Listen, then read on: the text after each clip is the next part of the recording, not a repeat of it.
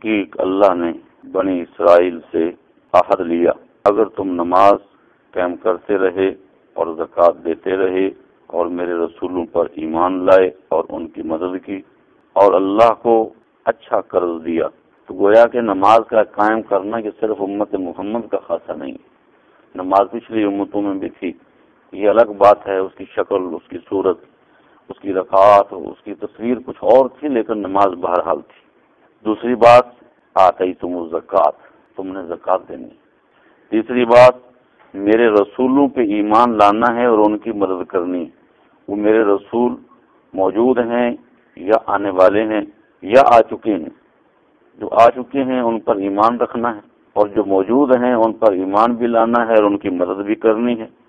اور جو آنے والے ہیں ان پر اس حیثیت سے ایمان لانا ہے کہ وہ بھی برحق انبیاء ہوں گے، کیونکہ اس وقت تو انبیاء کا سلسلہ جاری تھا، اور ہمارے نبی آخر الزمان حضرت محمد مصطفیٰ صلی اللہ علیہ وسلم کے تشریف لانے کے بعد وہ دروازہ بند ہو گیا، کیونکہ آپ کے بعد تو کوئی نبی نے نہیں آنا۔ اور اقرضتم اللہ قرضا حسنا، تم اللہ کو اچھا قرض دو گے، یعنی جو تم اللہ کی راہ میں صدقہ خیرات یہ کرو گے تو اللہ تبارک و تعالیٰ کے پاس یہ تمہارا قرض ہے جو اللہ نے تمہیں لوٹانا ہے۔ اب اس کی لوٹانے کی شکل ایک تو دنیا میں ہے اور ایک آخرت میں ہے۔ دنیا میں شکل یہ ہے، فرمایا کہ تم جب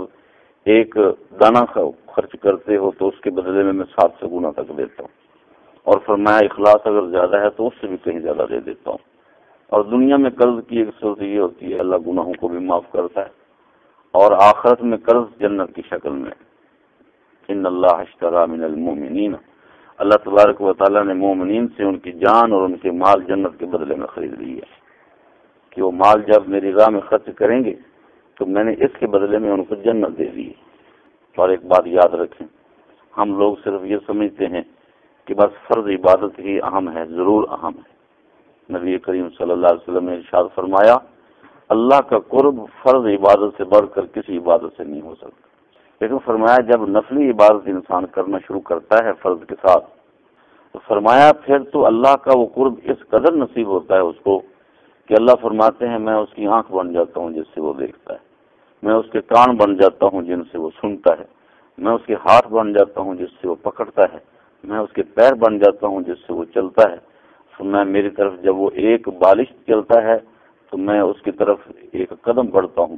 تو میری طرف ایک قدم بڑھتا ہے میں 2 قدم چلتا ہوں، وہ چل کے آتا ہے میں اس کی طرف دوڑ کے لپکتا ہوں۔ تو نفل عبادت میں یہ خاصیت ہے کہ اس میں تو فنا فی اللہ کا مقام انسان کو مل جاتا ہے۔ اور حسنہ سے مراد یہ ہے کہ اخلاص مراد ہے، کہ اخلاص کے ساتھ تم عبادت جو بھی کرو اس کے اندر اخلاص کامل ہو۔ اگر تمہاری کسی فرض یا نفل عبادت میں اخلاص نہ رہا، اخلاص اٹھ گیا تو وہ عبادت اپنا اثر چھوڑ بیٹھے گی۔ اب یہ 5 چیزیں بتلائیں کہ یہ تم نے کرنی ہے اور اس کے بدلے میں کیا کروں گا۔ انی معکم، میری مدد تمہارے ساتھ رہے گی۔ لا اکفرن عنکم سیئاتکم،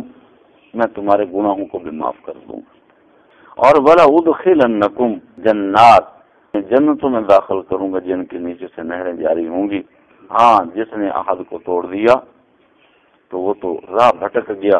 اس کے لیے تو نہ جنت ہے، نہ مغفرت ہے، نہ میری مدد ہے۔